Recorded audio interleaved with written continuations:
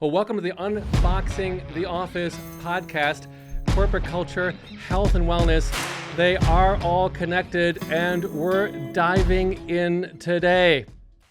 Today's guest, Rikki Harris, CEO of Tennessee Voices, and one of the leading advocates for delivering mental health services into classrooms, workspaces, and communities. Under her leadership, Tennessee Voices has grown from a small regional nonprofit to a statewide organization while redefining what compassionate, mission-driven culture can do. Rikki brings a unique blend of clinical insight, leadership, and personal story that cuts straight to the heart of how organizations can create healthier human environments. I'm excited about exploring how she led that transformation and what other organizations can learn from it. Rikki Harris, welcome to the podcast. Thank you for having me. Of I course. feel like this is going to be fun. We're going to have a little bit of fun today. I'm very intimidated. My audience knows I love speaking truth to power, but when she's right here in the room, it's more challenging. But first, a word from our sponsor, Hot Logic. Speaking of healthier environments, are you allowing your valued team members to wander into the fast food wilderness? That's not healthy. That's not productivity. They should be enjoying a hot meal right in the office on their schedule. You can give them their time back. Hot Logic, the alternative to the microwave. Now back to the program. Rikki, I've been looking forward to this episode, but as suggested, I've been very intimidating. You're a very powerful character that we have lured onto our podcast today. I think our audience is going to gain quite a lot of insight from your experience. But what people see today, the Rikki Harris people see today, the story that you bring with you, I don't think a lot of people know what that story is. One of the reasons why you chose mental health as your path.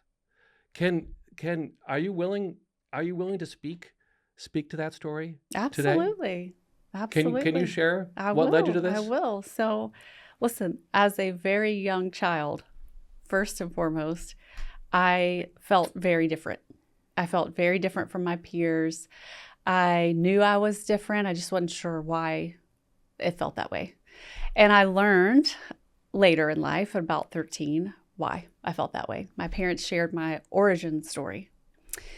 And that story started with my death. Right. I was dead upon arrival to this world. And that part... What does that even mean? Gosh, okay. So I was not breathing at all when I was born. I had no heartbeat. I was very blue.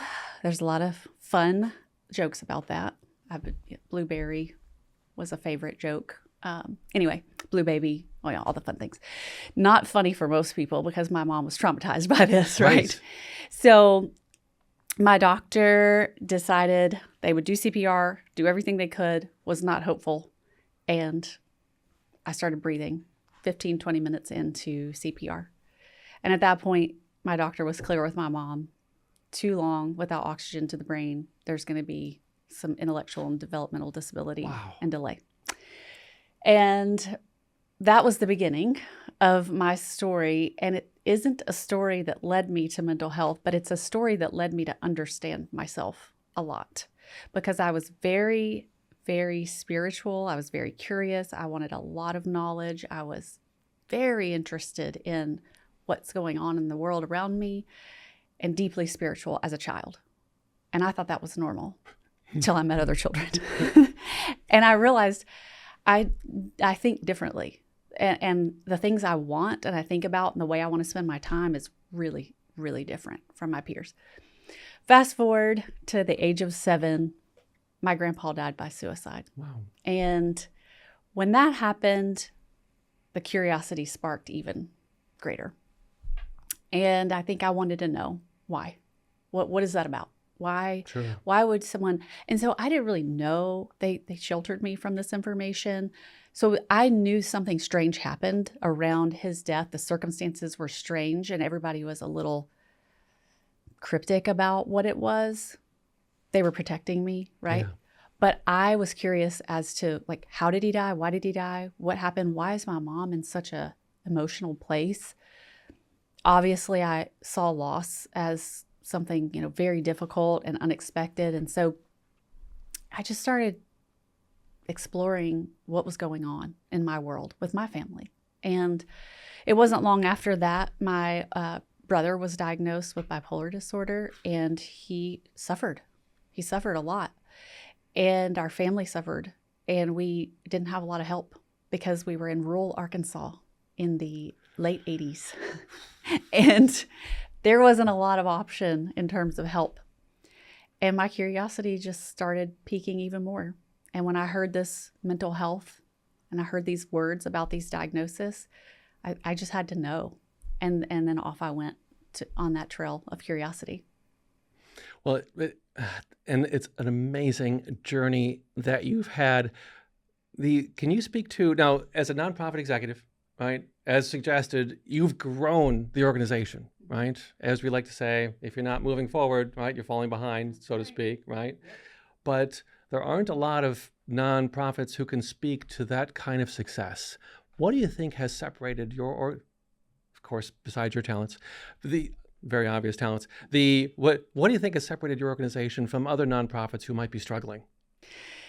Here's the thing, Brady, I don't really think about or know what other nonprofits are doing. And one of the things that may have separated us is I've stayed super focused on Tennessee Voices, head down, working on the mission and trying to ensure that I don't get myself caught up in competition, that I stay really focused on what's right for Tennessee Voices. And to do that, I have to practice a couple of things. One, I have to be in touch with myself. I have to make sure I understand what limits me.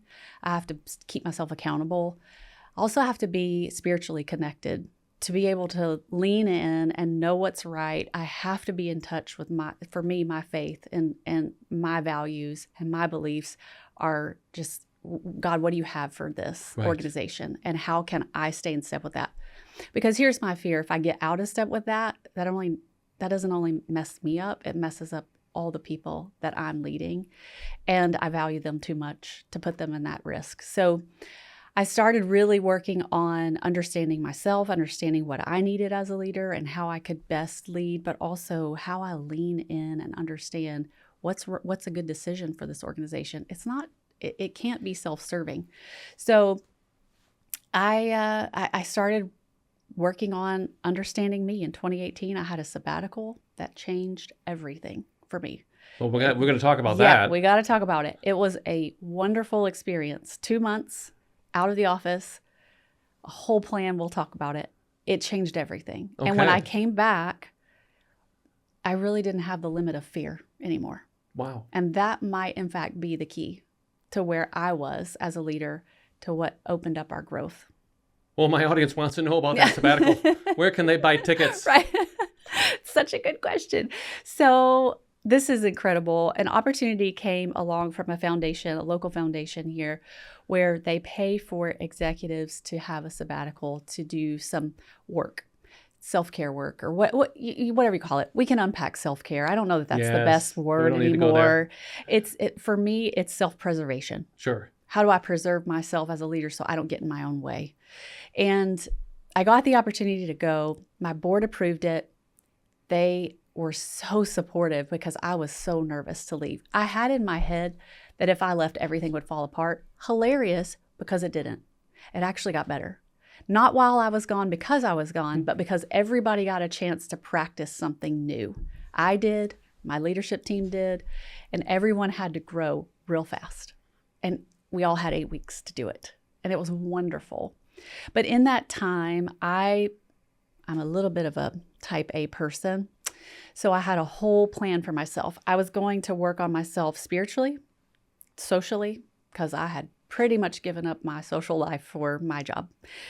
I was going to work on my physical health, my mental health, and I was going to do some leadership coaching.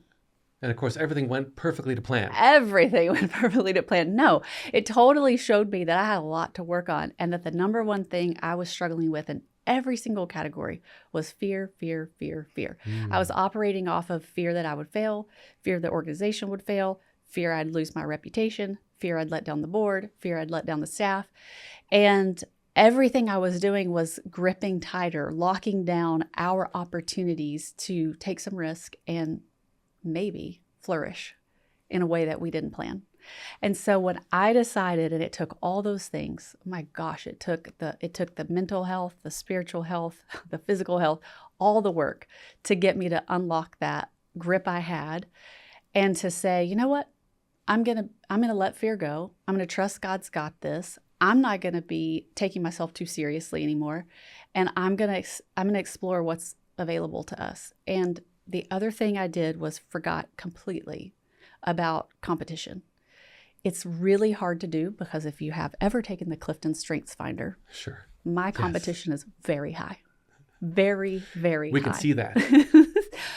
But it's a lot of competition within myself, more so than others. So I had to let any amounts of competition with other organizations, I had to quit looking around and saying, well, we're not there yet, or we haven't had that opportunity, or look, we're not making that much money.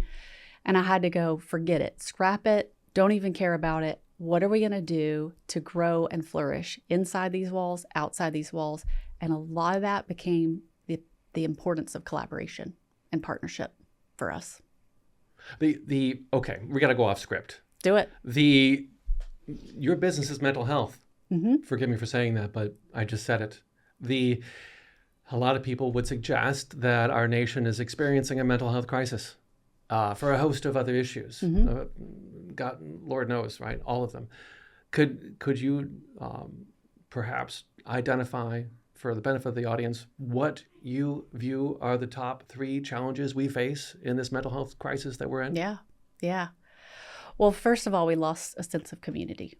Sure. That's, in my opinion, the impetus of our crisis, especially when COVID happened and we all went and retreated into our little bubbles because we were scared to get sick. Yes. I understand it. I get it. And I know why people ended up there. But that created a division among us. We lost connection. And that connection is vital to our existence. And once we lost connection, we went inward. And we got very focused on preserving our health, right, preserving our wealth. Yes. I mean, people lost jobs. Let's be real. It was a very difficult time. And then everybody reevaluated their life. They had a very deep internal reevaluation. That's where the Great Resignation came from. People Sure. quit jobs. Yes. What am I doing? Yes. I don't even enjoy this. I'm collecting a paycheck, trying to live life. But am I living in my purpose? And then I think we had a spiritual reevaluation because that purpose and that connection to work is critical to the human experience. We're made to work. We're made for purpose, and we should be understanding what that looks like and feels like in everyday life. So I think when we lost connection, we lost our sense of purpose, and then we were all just dealing with the trauma of fear of this virus that might kill us. And that was what we were told. That's the fear that we had to wrestle with. And so you're now alone, scared, and afraid you might die. Right. You're evaluating life. Right. Yeah. Wow. A powerful message coming from an executive who knows. Okay. All right. Now, because we love Tennessee Voices, we have to do some gratuitous promotion, That's right, of the work they do. Of course. They're amazing. You give us a headline of how Tennessee Voices is working to address these struggles? Absolutely. So we have programming for everyone from a pregnant mom to a person at the very end of their life. We provide services in schools, in communities, in our offices, and therapy, medication management, all the traditional modes of treatment. We also work on prevention. We want to prevent adverse childhood experiences so people don't need services as they age. But the reality is there's still a lot of folks that are struggling with severe and persistent mental illness. And in our reality, some of these folks have lived in mental health institutions for decades. And they don't really have to be there. They just don't have an environment they can go to get the support they need to live in the community. And so we offer that. We have houses across the state where people live with us and they stay with us, and most of them will stay with us until they leave this earth. Sure. And it's a wonderful opportunity to get to provide a sense of community, connection, belonging, and freedom outside of an institution. And so the wealth of services cover birth to death. And in the middle, there's a ton of work happening with school-age children. We're working with families, we're working with schools, trying to prevent suicides because we know this is a rising issue with our teen population. Yes. And we get to work with these families every day, and it's really incredible. The team that I have, they're all heroes. They pour their heart, their soul, their mission into the work. And many of them come to us because they too have experienced, either as a parent or themselves personally, these issues with severe mental health needs, and they understand what help needs to look like. Where is the price, if you don't mind my asking? Because I did some homework, right? But I probably should have done more homework. ChatGPT doesn't always cover all the issues at hand. The primary source of funding for Tennessee Voices. Yeah. I mean, where does most of the funding come from? Yeah, the majority of our funding is from state contracts. Good. For services. So we do a lot of work with Tennessee Department of Mental Health and Substance Abuse Services, Department of Children's Services, Department of Health, all of TennCare, obviously, all of the major departments serving families of people with mental illness. It's a wonderful partnership. And then we also have, services that we charge for. We have people who come in on scholarships to receive counseling. Our founder, Tipper Gore, has a scholarship called the Hope Fund. So people who can't afford their insurance or maybe don't have insurance can come in for free counseling or free medication management with our nurse practitioners and our psychiatrists. So it's a collection of things. We also do trainings, and sometimes we charge for those trainings. So we have some fee-for-service funding, and then we raise money. We also raise money. Okay. I'm gonna do something that a lawyer should never do, and I'm not a lawyer. My audience knows that. I'm gonna ask a question that I don't know the answer to. State funding. Has the great state of Tennessee been a good partner in this cause with Tennessee Voices? Absolutely. So let me tell you, and she didn't ask me to ask that question. This is not a setup. This is not a setup. I have been in my seat as the CEO for almost 12 years now. I was there 3 years prior to that. And the history of our organization has always been in partnership with the state, most often the Department of Mental Health and Substance Use Services. And I will tell you, with each governor that I have been working in my role, it has increased and increased and increased the support.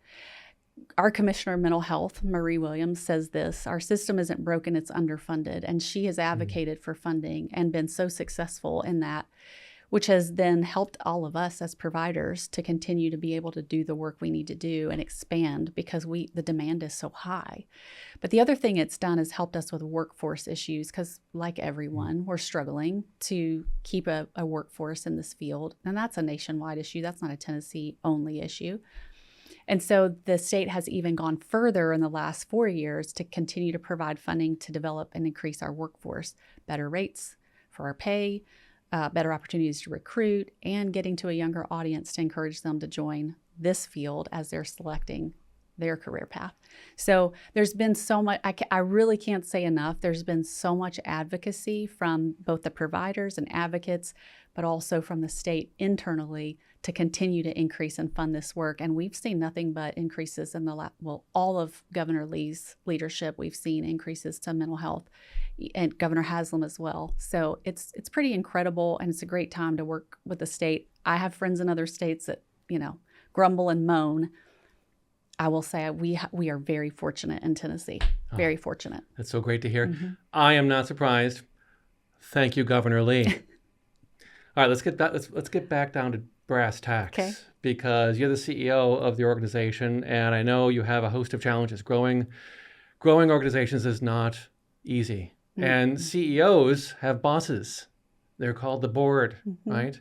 And alignment of vision amongst obviously the team, the executive staff, and the board can sometimes be a challenge in the nonprofit as well as in the for-profit space.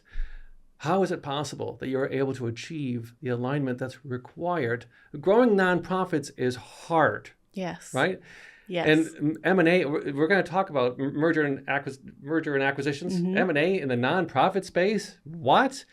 Favorite topic. How do you achieve alignment with your board to accomplish this mission? How is that possible? Yeah. Well, first, I have to give it to my board because they're incredible.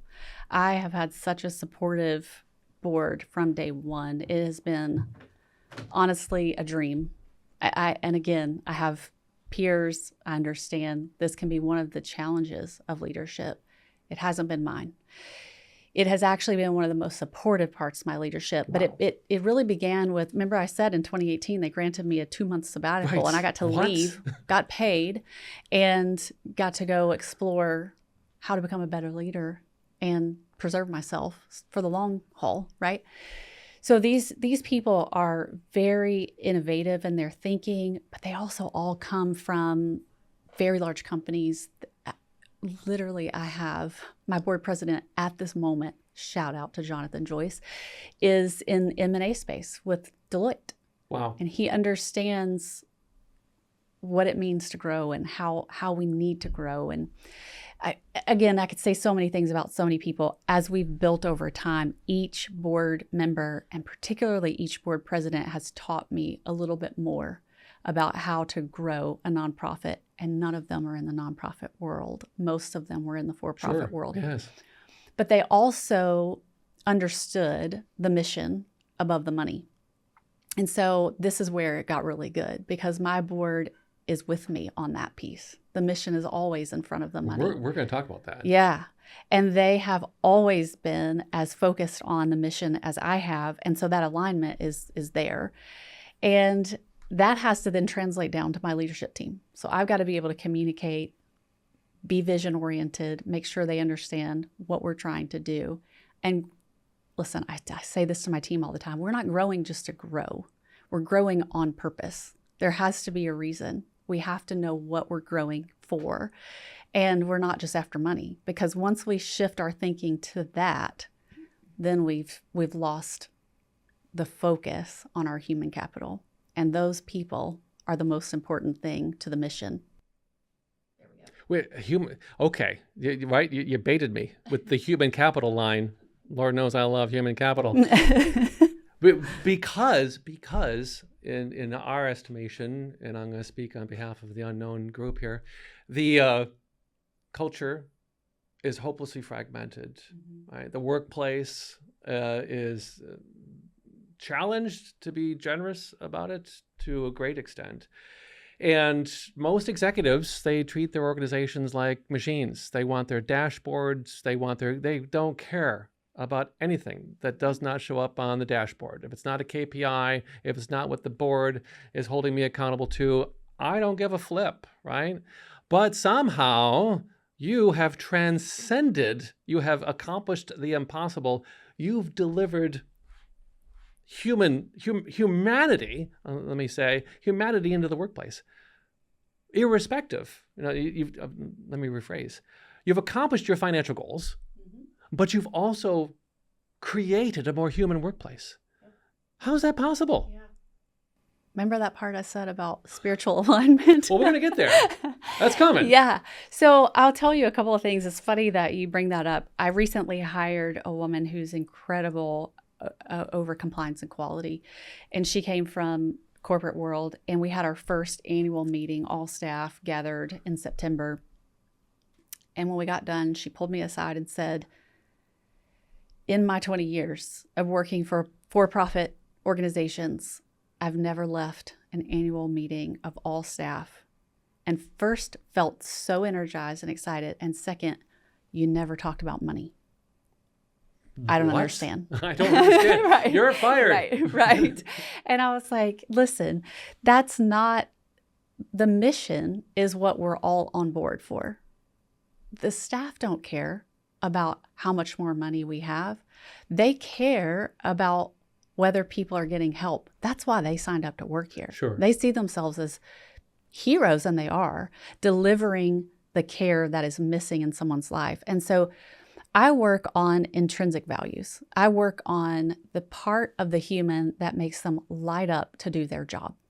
And if you get a whole bunch of people in an organization lit up, on fire, excited, doing their job, then your quality's strong, and then more people want you to do services and work with you, and you draw people in. Your demand goes up. And so one of the things that, I think we have to start doing is focusing on the human and why they work for our organization. The money will follow that. Yes. And when I started, we had 20 employees. We had about a $2 million budget. We had just lost a big contract. So we have time-limited funding in nonprofit, which is one of the hardest things to do, to manage. It ends. Yeah. It's a lot of it comes to an end. Yes. It has timestamps. And so you've got to be working ahead of that timestamp all the time. And so we had just lost some of that. We were at about $2 million budget, 20 people. And today we have about 250 people, and we have just under $30 million budget. What? And I never once sat down with my board and was like, how are we going to get more money? We never had that conversation.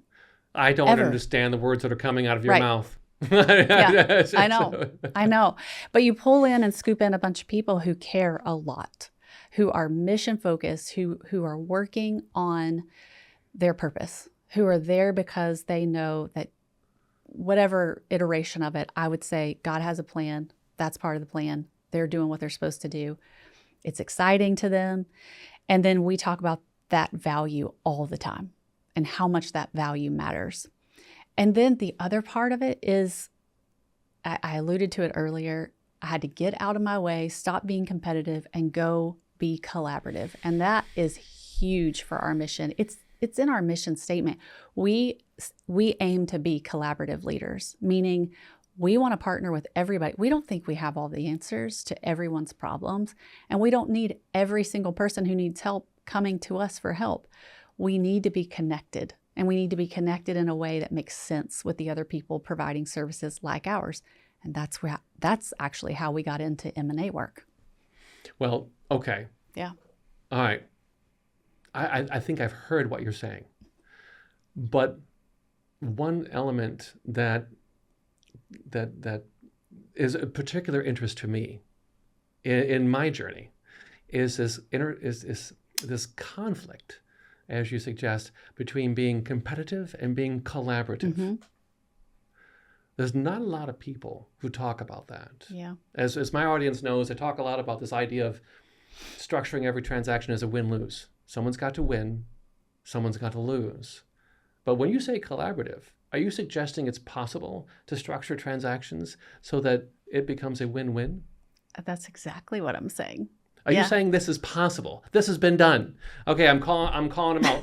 Harvard Business School, we need a case study. Not only has this executive been able to grow her organization being mission-driven, right? Grow the numbers, but she's done it with a win-win strategy. You got it. This is groundbreaking. We're making news today. I'm very excited about it. Culture is at the core of what we do. This is what we're talking about, as the expression goes. Okay, but in case our audience thought we were escaping the bounds of the impossible, we're about to take the next leap. I hope you're comfortable with me saying this. We'll see. Because I'm going to say it. And I think you are. You're also a faith-centered leader. I am. How, again, in M&A work and growing an organization with a board, how are you able to, where does, let me ask the loaded question, where does faith belong in the enterprise? Such a good question. So we're not a faith-based organization. Sure, of course. And part of my journey in understanding how to lead in alignment with my faith is really unique to me. And I would say this is now Rikki Harris's story, not Tennessee Voice's story. Sure. But I have to believe that there's good in every transaction. I have to believe that so that I don't fail the mission, because I'm responsible and accountable to the mission and the organization. And it is a taxpayer-owned organization. Sure. So I hold myself highly accountable to the truth of that and to my intention. The taxpayers really are the people who pay for all of the things that we do, right? And so I have a board and I have my state contracts and I have my staff. But let's be honest, the whole state of Tennessee should be interested in taking note of what we're doing and why. Yes. They're invested. So this is a part of the strategy where I could become overwhelmed really fast. I could become very overwhelmed, and the pressure of all of that responsibility could weigh heavy. And I could feel the pressure and decide, I've got to grow, we've got to make more money, we've got to do this, and my focus could become that. But if I reject that and stay super focused, the only way I can do that and not be anxious is to be grounded in my faith. And as a Christian and a believer, I know that God didn't just put us all here for fun and then we're gone. Yes. Okay? So when I talk about living on purpose, I don't necessarily mean everyone should be doing exactly what God has for them and they should figure out, and whether that's a doctor, a lawyer, or a CEO, or whatever. I don't think it's that. I think it's living here and having that human connection that He designed us for and doing good with that connection. Whatever it is you're doing in this world, it doesn't matter. Yeah. What are you doing and how are you valuing other humans? If I value other humans as much as I value myself and God, well, now every decision I make is called higher. Yes. My intention's called to higher. And my intention better be darn good, because I'm going to have to answer for that. And so I'm always in check with my decisions. I keep a little triangle image in my head: God, myself, others. And it's got to check those boxes for me to make a move. And if it's at the expense of others, at the expense of myself, or at the expense of God, we're not doing it. Right. But if it lines up and it's good for everyone, move forward. Praise Jesus and hallelujah. Yep. All right. So I do have some good news for the audience. This executive is writing a book, right? You're not just constrained to the information contained in this wonderful podcast, but many of these secrets are going to be unlocked in a book, a future book to be published very soon. Yep. Can you reveal the title of that book? Yes, The Power of Perspective. And that's a loaded title. It is. It is loaded. Can you speak to your inspiration for the book, what the book talks about? Yeah, so this journey, especially that 2018 sabbatical, right, gave me some time to really reflect on who I am, what I'm doing, what is Tennessee Voices, what are they doing, where do I line up in all of this in greater humanity, right? What is it all? And I had to stop and sort of go in reverse and unpack and understand myself, my early journey, and then understand what limited me as a leader, and then fix some of it, or hire people who were better at those things than me, which is the smartest thing I ever did. And then I had to start to understand, okay, well, if I get myself and I get the organization's mission, I have good perspective, now I've got to understand the people that work for me, because they've got to feel good about the work, and they've got to feel good about the culture of this workplace. And then I have to understand the perspective of the people we're serving, so that we can tailor everything we're doing to fit them. Well, the only way to understand that is to know that audience, invite them in. So 50% of our board, generally 50% of our staff are people with lived experience. Either they've raised a child with mental health needs, they themselves have mental health needs, they get it. They get it at a whole other level. So that's important, because their perspective becomes center to our decisions. And then you start to get a perspective of the world around you. And this is where the organization has to make changes. And we've got to be adaptable all the time, because the world changes, especially in 2020. The world changed a lot. Yes. And this is where a lot of our demand started to rise. And then it just continued to rise. So if we don't understand them, and we don't understand the people around the space, then we don't know. So I read a lot. I consume news. I read studies, I read data, I try to figure out what's going on with people, and then I can break it down to the services, and then I can break it down to how we deliver those services, and then I can tell the board where we need to go and cast a vision, and then I can get people on board with that vision. So really, perspective starts here, and then it just sort of zones out through your ether, right? All the things that you're responsible for: your work, your community, the world around you. And if you don't have that perspective, or if you neglect a part of that perspective, your decisions aren't as strong. I haven't read the book, but I'm already in love with it. When you suggest the power of perspective, Mm-hmm. as you describe, are you speaking to the greater mission of Tennessee Voices, the greater mission of Rikki Harris, or what is yet to come? No, I'm actually speaking to the power of leadership, because one of the things that I had to accept early on as a leader, I never really set out to be a CEO. That wasn't my intention. I actually thought I was going to be a professor of psychology. And as God would have it, he shut that down. And I know now why. I think I would have been really miserable at that space. Respect all the people who do it. I sat under a lot of great professors in that space. I know now it's not for me. I didn't know then. Sure. And so now that I know, this book becomes the answer to many questions of how did you grow your organization? How'd you get people to follow you? How'd you brand and do mergers and acquisitions and rebrand Tennessee Voice? Anyways, those are the questions I get asked. And I can keep answering those questions, or I can write it down. And I never, ever saw myself as a writer, but I had a coach who suggested to me I might be an author. And the more I realized I didn't have time to keep answering people's questions one-on-one, the more compelled I felt to write it down and put it out so that people could take it or leave it, but maybe help new leaders in the journey. I'm looking forward to that book. All right, now we have to escape the bounds of the conversation that we've had thus far. So we're leaving Tennessee Voices, we're leaving your faith journey, and Yep. we're entering an entirely separate subject, a subject that I have to bring up because I'm from Michigan, and Michigan believes in alternative medicines, Yeah. right? And this is a hot topic, but a controversial one nonetheless. Mm-hmm. Talk to me about ibogaine. Yeah. I'm fully versed in cannabis. I'm fully versed in psychedelics and psilocybin. Mm-hmm.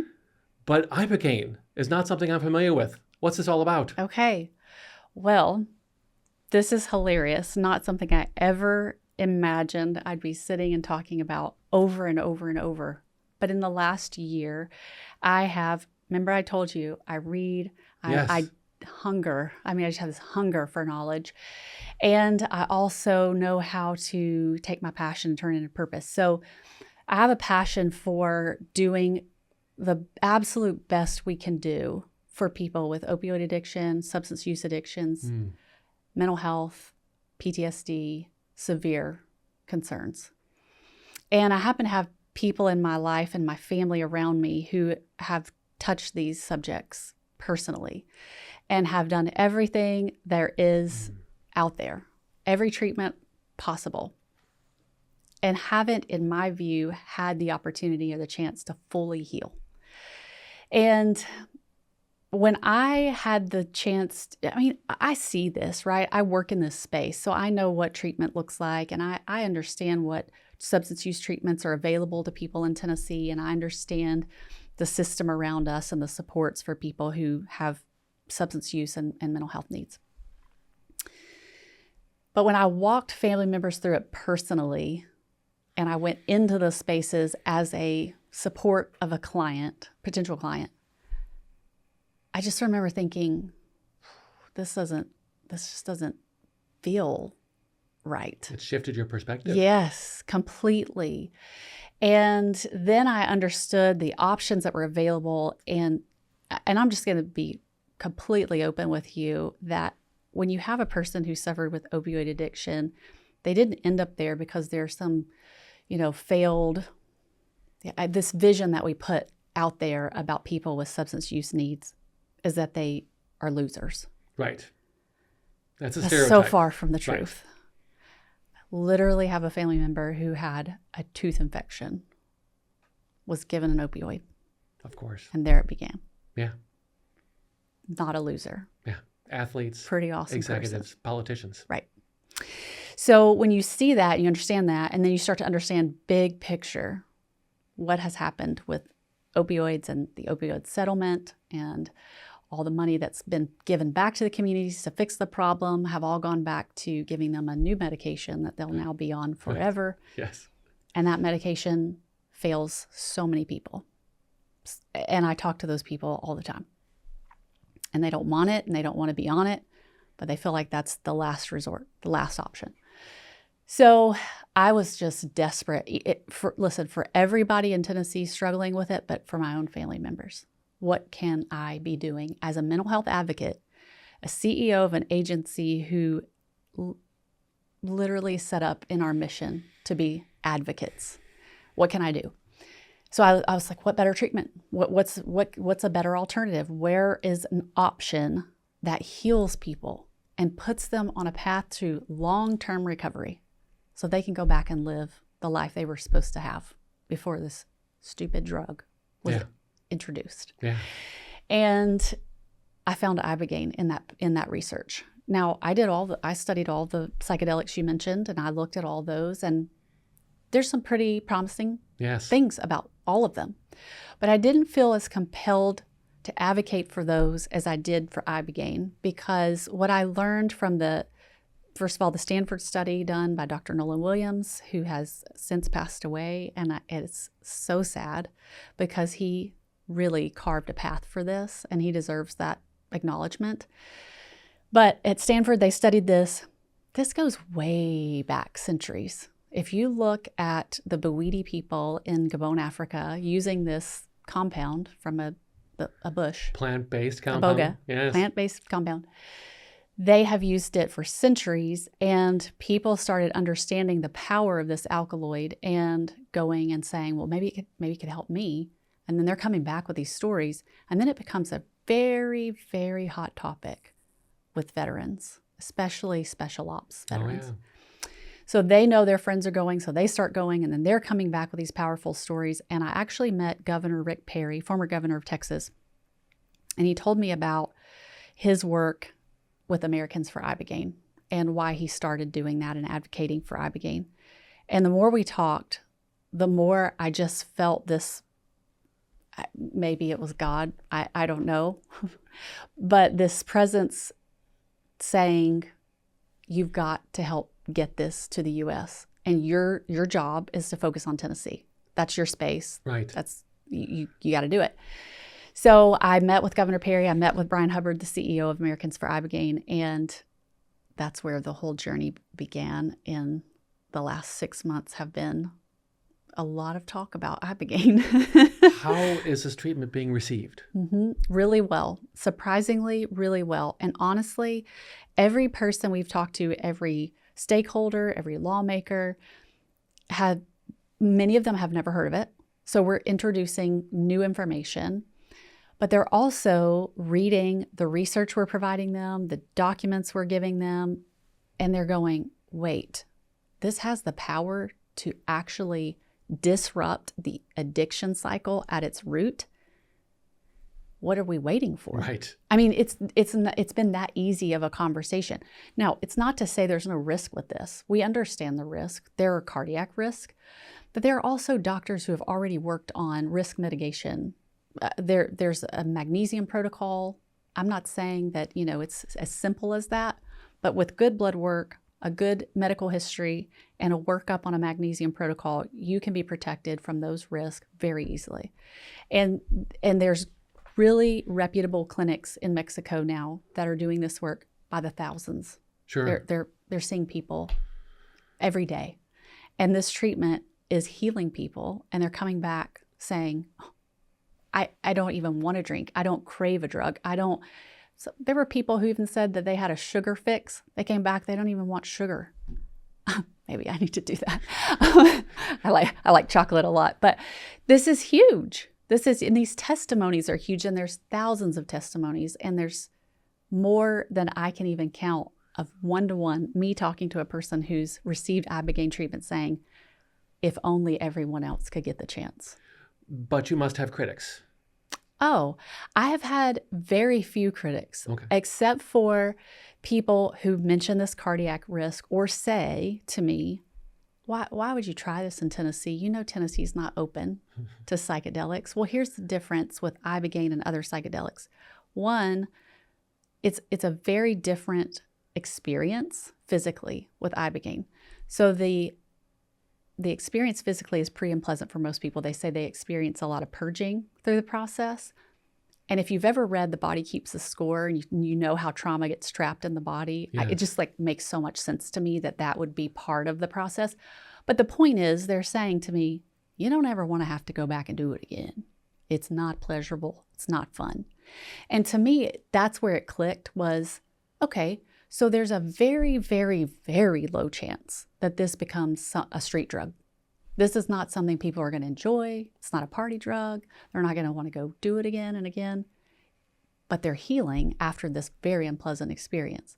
Another thing people say is they feared going into it because they didn't want to rehash the past. Sure. I hear that same thing with narrative therapy, people going in for, counseling. They avoid it because they don't want to rehash the past. But if you can rehash the past in 48 hours and not 48 sessions, would you? Right. I would. Yes. And that's the other part of ibogaine that I was drawn to, is how quickly you can go through treatment and be healed. Now, you do need longer term support and integration support. I highly recommend, from everyone I've talked to, a little bit of therapy to process your healing is a really good idea. But they're not saying you need it for a lifetime. They're saying, I was transformed in that session and that treatment, and now I'm back, and wow. A little bit of therapy to process everything I just went through got me exactly where I wanted to be. So what's your role in this venture, I'll say, with ibogaine? I think you mentioned as an ambassador? Yes. I'm an ambassador for Americans for ibogaine. It's a volunteer role. Basically, I said, hey, I'll take Tennessee and I'll introduce this topic to Tennessee, and we'll see if we can get legislators to approve an FDA clinical trial so that we here in Tennessee can legally study ibogaine for the future of recovery. So to recap, you have compartmentalized this effort, right? Speaking out on behalf of a treatment that has centuries, not decades, not years, but centuries of validated results to speak to. And you're pursuing FDA process in order to be able to further this cause. You feel called to personally see to it that you might further this cause. Yep. Is that That's exactly right. Have I captured that properly? Okay. Yeah. I'm trying to, because coming from my background, I understand these are waters that must be navigated, regulatory and whatnot. So it's important to couch these efforts in an appropriate light. Yep. But God bless you for doing so.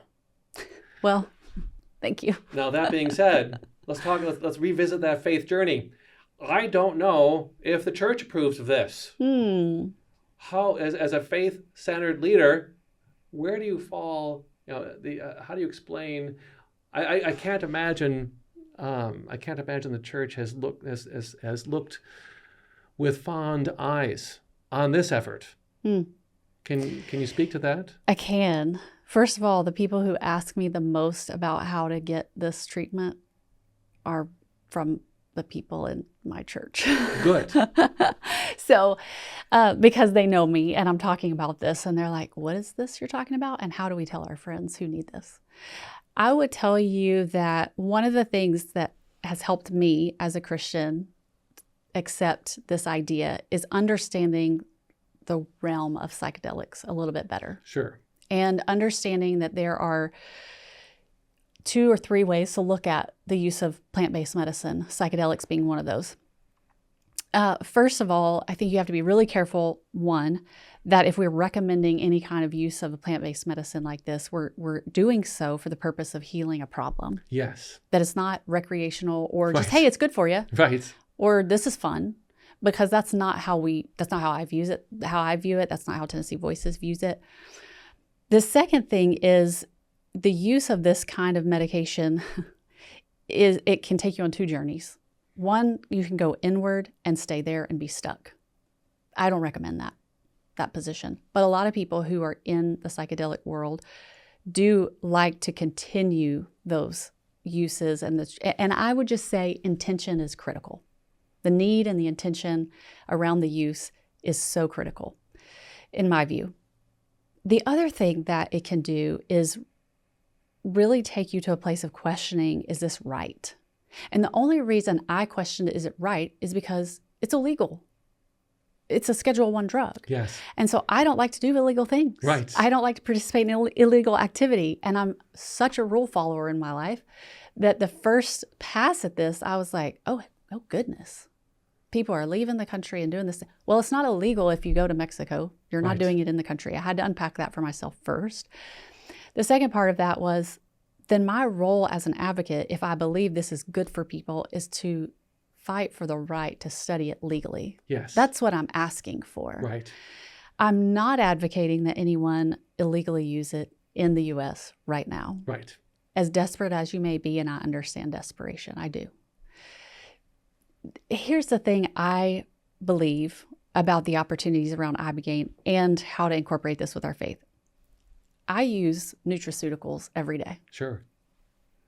I really think that those are important in my overall health. Yes. They're not prescribed by my doctor. Vitamin D, probiotics, you name it. I take a lot of stuff. Vitamin C, all these things, right? I supplement. I view this in the same wheelhouse, that looking at plant-based food versus chemically grown food is very similar to me at looking at plant-based medicine versus chemically created synthetic medicine. And God gave us this earth, and there's got to be a purpose for the things he put on it. We mess up the use of things, and we mess up the purpose so often. But if we get it right, the good is there. The healing is there. And I do think that he created those things for us. We just got to get in there and discover the proper way to use the things he gave us. God can use all things for good. Yeah. But it's important to point out that the pharmaceutical organizations, hospitals and doctors prescribe Schedule I narcotics every day. Yep. For surgeries and for various uses. Yep. And the pursuit of additional remedies from these Schedule I narcotics is a perfectly legal pursuit when done the right way. And for the record, it sounds like you're doing it the right way. Not that I know anything about this. Well, thank you. but navigating that faith journey within it, unfortunately, the church always seems to have an opinion on these things, and it's difficult to find the answer. Yeah. But it sounds like you're on the right path. Yeah, and I think a lot of people view psychedelics in a way that is connected to their spirituality, and I think that's where I would be really careful. Right. For me, my spirituality, I don't need anything to help me connect with God. Right. Right. That already exists. Yes. That's there. But for a lot of people, it's just struggling to get some of the noise out of the way to really get into that space of being tuned in, focused spiritually. And that's hard, and I get it. Oh, yeah. And I understand that people desire the opportunity, the ability to get there. But sometimes simple practices like, I hate to say breath work, but I do mean like a calm, silent, quiet environment for 30 minutes can really change your opportunity to connect. The other thing people say is, when I get in those environments and I try to sit still and be quiet and calm, I can't, like my racing thoughts. There are ways to train your mind that are completely free, that have nothing to do with any medicine. Go out in nature, sit by water, listen to the sounds of the ocean. These are things that God gave us as little tools to help draw us in and quiet our mind, but we have to give them some time and some power to work. Well, I got to tell you, as a nonprofit executive who's blazing a trail, people know I'm a marketing guy. I love slogans. So I've already come up with a title for your second book. Okay. Before the first book is published. Okay. You ready? I'm ready. The Power of Courage. Oh, because let me tell you, my dear executive friend, you've got it. Well, and it is powerful. And I look forward to watching you demonstrate that to the world. Well, thank you. I really appreciate that. We've covered a lot of ground today. We did. Did we leave anything out? Gosh, I don't think so. How do people find out more about your work? How can they get in touch? Yeah, so you can follow Tennessee Voices on any of the social media platforms. You can follow me. Rikki A. Harris is my handle. But more importantly, if you go to TennesseeVoices.org/innovation, you can learn more about some of the work we're looking at that goes beyond the traditional therapy and medication management services that we know today, but pushes out a little further into what's new, what's possible, and what's more efficient. And we're really digging into innovation, and we're committed. We believe in it, and we'd love for you to follow us and see what we've got going on. That's awesome. Yeah. We will put the links in the caption. On behalf of the Unboxing the Office podcast, Rikki, thank you. Thank you. On behalf of our sponsor, HotLogic, thank you. This has been a barn burner of an episode. We are looking forward to the trail that you are blazing and seeing where it goes next. Thank you. As you continue to release God's beauty into the world. Thank you.